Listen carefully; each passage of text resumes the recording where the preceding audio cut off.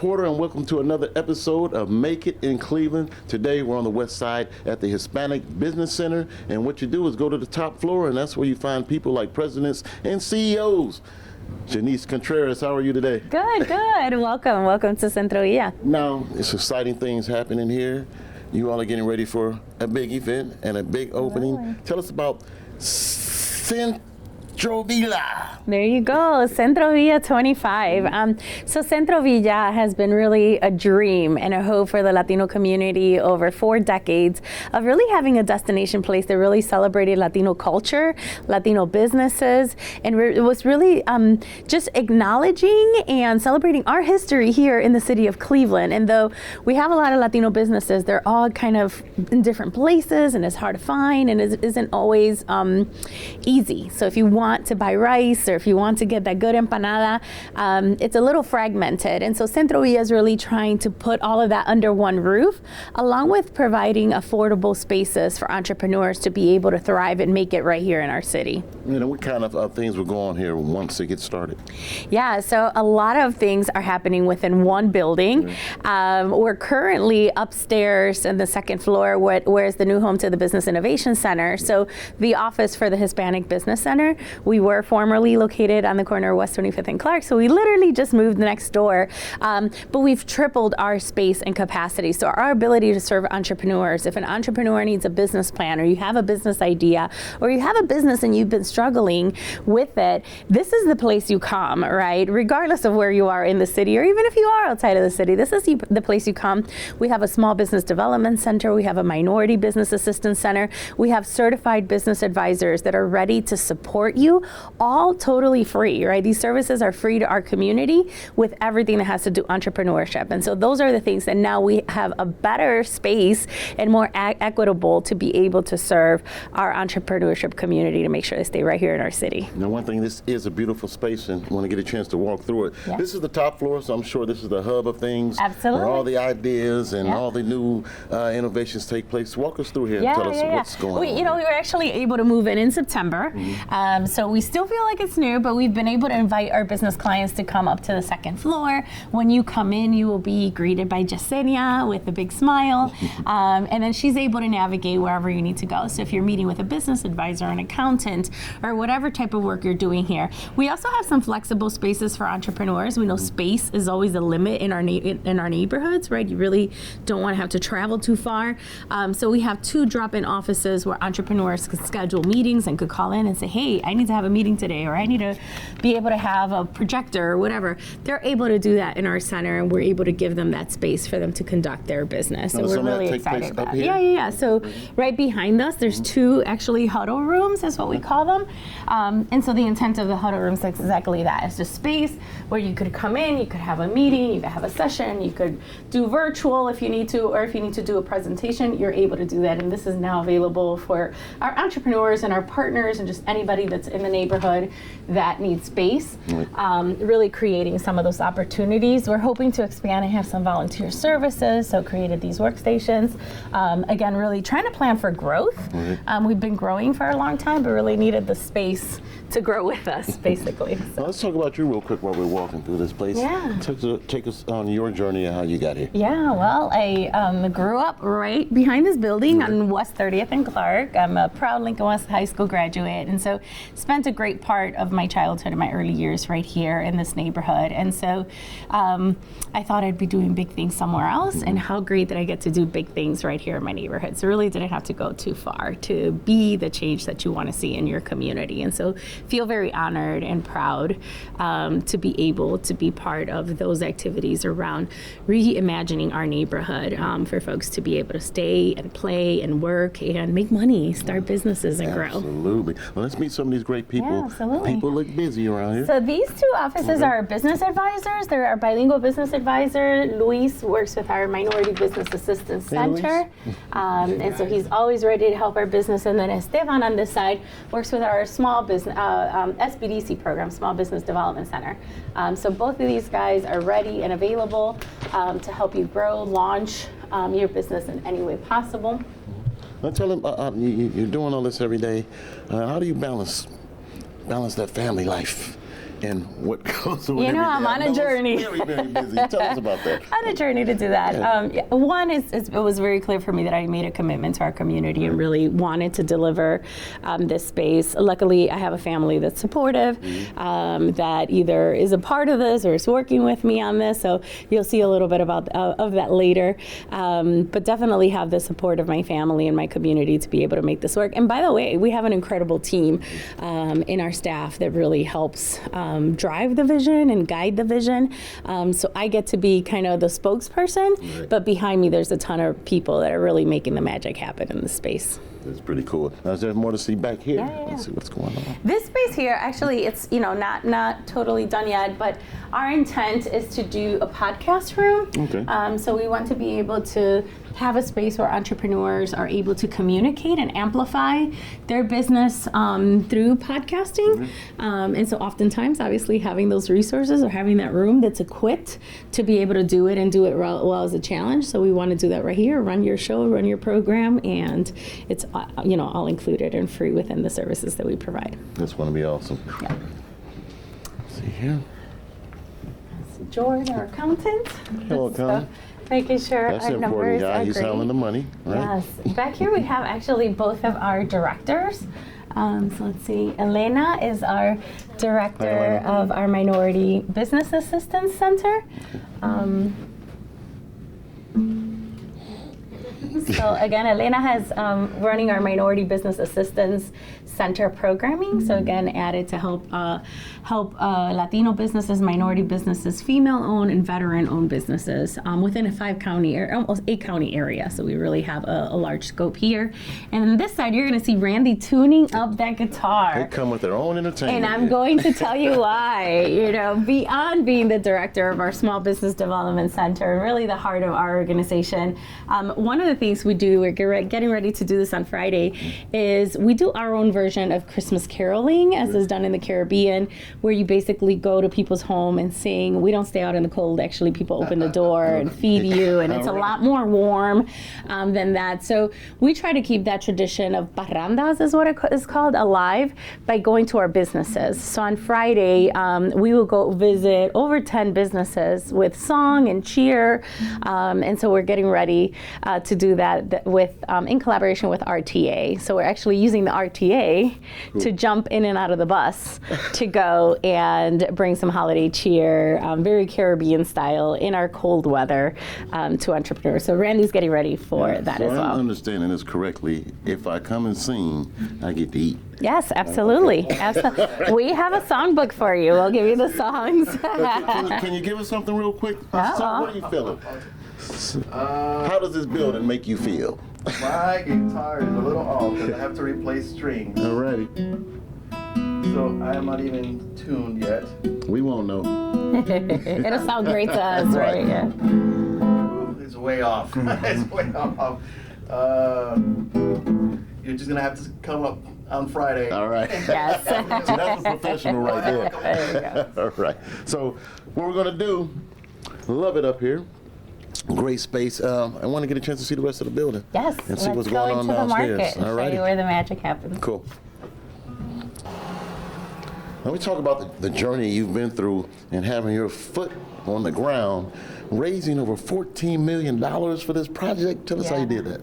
Yeah, so it's taken over a decade to get us to where we're at today, with the generous support of city, county, foundations, and individuals that gave out of their own pocket to make this dream come alive. So it's definitely has been a journey for us, but we knew it was important and we really stuck to getting it done. And so today, we're able to show and exhibit what those investments have gotten, and even more so when the businesses are open and thriving, and really being able to show the community what we were able to do with their generous support. Well, some of that assistance comes from Cleveland's Economic Development Department. Tell us how they helped you guys out. So the Cleveland Economic Development Department was instrumental in really helping us at the beginning of the project when we needed pre-development support to really think through this, and then obviously at the end we had a shortfall of funding. And so the Economic Development Department was able to work with us strategically and with all of our other capital stack and funding to really be able to bring the project to a close, which happened at the end of 2022. Now, how's that process working with our community development department? Is it stressful? Do they make it easy? You know, this is my first development project, and so the learning curve was also huge. And so being able to have folks within the Economic Development Department help us out and kind of help me translate and interpret what some of these complicated structures look like, and also working with us creatively to be responsive of what we needed. You know, Chief Epstein has been super helpful throughout the years, right? Throughout that 10-year tenure, even before he was at the city in his current role, on really helping figure out and structure this project in a way that it would be successful, and that we were leveraging the support of their department and the city resources. All right. Now, all this talk makes me hungry, so let's walk into the marketplace. Absolutely. Let's check this out. So, Now, this is a big, beautiful space. yeah, this project is a full rehab of an existing building, right? So it's not a new structure. So the market is divided into two areas. Mercado Verde, and we call it Mercado Verde because the ceiling is green, is where our food area is. So we have 8 vendors serving food and beverages on this side. The main area will serve as our food court during the day, and obviously our event space. We were able to host the Ward 14 holiday party in the space, and so our intent is that we're also able to host community events, and then all of our products and services are on the other side of the market, which we can see that later. But let's get through Mercado Verde. We have been able to get together a quite diverse group of entrepreneurs that's very difficult to replicate. You probably couldn't find this anywhere else. Obviously, you need good coffee, right? So the nectar of the gods. So we will have Café Roy providing coffee and pastries and all those goodies that we need to pep me up, regardless of where you need it. In the summer months, they'll be able to do frappes and smoothies and all of those things. So this is their spot. On this area, we have a bakery. So Panitos is the name of the business owner, and they'll be serving pastries. They're originated from El Salvador. Café Roy is Puerto Rican, so it'll be Puerto Rican coffee. And then the food vendors, we have 6 kiosks that are hooded, right? So this is where all the work is happening. With our kiosk program, everything that they're going to be serving is contained within their space, right? So this first one will be Venezuelan, Tumbao 58, or Tumbao 58 is the name of her kiosk, and she will be selling the most delicious Venezuelan arepas and all kinds of goodies that she has prepared for us. In the next kiosk will be Flying Pig Tacos. This is their logo. Yummy. And so Flying Pig Tacos, as you could imagine, is Mexican cuisine. So Jorge Hernandez is the owner of Flying Pig Tacos, and so he will be bringing us a little bit of Mexico. Beyond what he's able to do in his kiosk, he does food experiences and really teaches you the history of what everything means around the corn and the dough that they use and the special ingredients, you know, cactus, and they use certain things that are different, but why are these typical and historical for Mexican cuisine? Now, you talk, speaking highly of these vendors right here, tell us how they were chosen. Yeah, excellent you just walk question. in off the street, because I You would know- walk in and said, I come in and cook burgers. I know these vendors so well, right? We have been on this journey for years, so it's not like they just said, hey, I want a space and I want to come in. In order to even be considered to participate in the program, they went through an initiative that Randy and my team led called Barrio Progreso, which is a 4-week training program, kind of boot camp on everything that a business needs. So your business plan, your financials, how are you going to hire staff? What is the culture and brand that you're trying to build? What is your products and services? What is your pricing? So in order for them to even be offered to participate, they had to demonstrate readiness. We had to make sure that they were good, because this has to be a home run, right? So we have been on a journey with all of these entrepreneurs for years. I've gone to baby showers, I've gone to birthday parties, right? Because it is a family culture that we're building, and we're starting to see them all help each other and be supportive of that. And so that was a key element to that. This program started because we recognized that there weren't affordable spaces available in the neighborhood. neighborhood, right? And so we had great businesses and great business owners that brought something unique to the marketplace, but really didn't have a place. And so it was, how do we do that in a way we could have multiple businesses under one roof, and then learned a lot about ethnic markets and how ethnic markets grow and thrive in a time where malls and plazas are dying out, right? But what is the secret sauce, literally and figuratively, to making an ethnic market work? And here we are. And what came into figuring out how to actually utilize the space? And who's that? The biggest part to a project of the scale is surrounding yourself by resources and people that know how to do it. And I had a dream in my heart, and I had the grit that we're going to get this done, but I had no idea what that meant, right? So really having teams of architects and engineers and consultants that really helped us lay out. As I mentioned, we bought an old building in the neighborhood that wasn't being utilized, right, and fully renovated it. And so what does that look like? What are the implications to that? I mean, we literally had to do everything from design to mechanicals to plumbing to electrical. And so that was part of it. It was really, and probably one of the hardest parts is bringing together a team that could see the vision and they could create it. And we have been blessed enough to have the first time you walked in and saw this space, what did you say? Oh my God, how are we going to do this? Yeah, I keep telling people all I wanted was just this little market, right? And that's how it all started. And all of a sudden I'm in an empty building and saw the potential. Before we had anything, I would give tours of this empty building and kind of walk to people like, yeah, picture this and picture that. And people believed it, people felt it. So I always said there was something magical about the building, because even though I was showing people an empty building, they could see the possibility and the vision.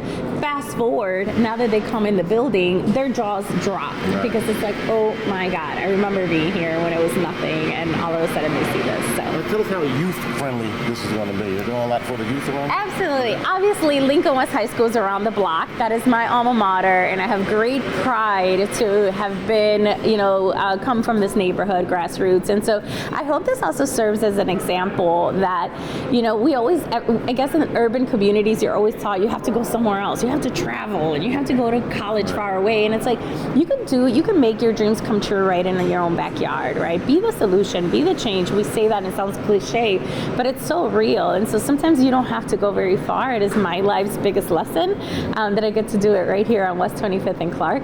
And so I hope that the youth feels like they could come here and this is their space. Right, Janice, as we walk down here real quick, you talked about earlier when we walked in about the pitfalls. There's always some obstacles you have to go through when you're doing something big like this. Tell us about some of those obstacles and how you overcame those. Yeah, well, the biggest one of us is that we had never done this before, right? And so we made a lot of mistakes because you're learning. And so obviously hit a lot of roadblocks. The other thing is I'm not your usual developer, right? And so being able to develop in my own neighborhood, in my community, also had a learning curve and had to learn and had to get people to believe that we could do it. I think for a long time, folks were hesitant. Like, can she pull this off? Is it really going to happen? And definitely there were a ton of naysayers. But being resourceful and figuring it out was key. And then obviously it was the money, right? These projects don't happen in a vacuum. And it's not just one funder. It is a long list of funds that create a capital stack. And so thinking creatively on how do we do that. And when people told me no's and just, okay, no, but why, right? I sounded like a 3-year-old, but why, so that I could learn and so that I could come back and so that I could do it better. And so ultimately I appreciated the no's because they made me go back to the drawing board and made me tighten things up and straighten things and figure out where we had potential gaps. And it's not perfect. It's still not perfect, and we're still learning. But I got the project done. All right, the big day, the clock is ticking. Yes. Tell us when this is going to all go down. Absolutely. So we are on a dash, super marathon, to be able to open this Friday, the 20th. And so the reason why is because it's holiday season, right? And either we have last minute shoppers, which we want to welcome to CentroVilla, or we have folks that want to do something different in the holidays. And so we want to invite our families and our community to come to CentroVilla, to drink some coffee, to eat some great food, to shop. up from our vendors, and really take advantage of that. We know the community has been waiting for this project, right? People have seen the colorful building and us obstructing traffic on West 25th, and now that's all gone, right? And now we want to welcome the community to come in, celebrate this new space in our community, and obviously celebrate the holidays. Now give a message out and talk to some of our young people or some young entrepreneurs, people who want to get into this business. Tell us how important it is to stay in this community and do it right here. You know, Cleveland and our neighborhoods are the best place to start, right? We have the advantage that everything is accessible. If you want to have a conversation with our mayor, you can have a conversation with our mayor, your council people.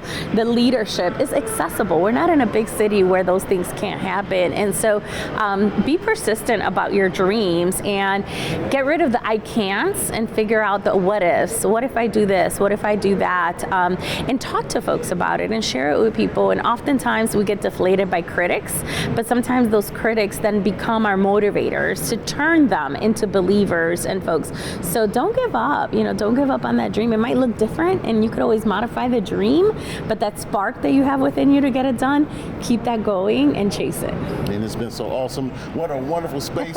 Such enjoyed walking around here talking to you, and I can't wait till this place opens up. I'm definitely going to come and enjoy some of the amenities here, and tell people how to get in touch with you guys. Yeah, so you can visit our website, cv25.org, and so you'll find all of the information about our vendors and what's happening. Obviously, we're on West 25th and Clark. We have a super colorful building, so you won't be able to miss it.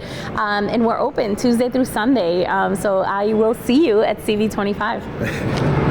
Wow, what a great time we'd had here at the Hispanic Business Center, and we were introduced to CentroVilla. We can't wait for this to become a hub for this Hispanic community here at the heart of the Clark-Fulton neighborhood. I'm Merrill Porter, and remember, you too can make it in Cleveland.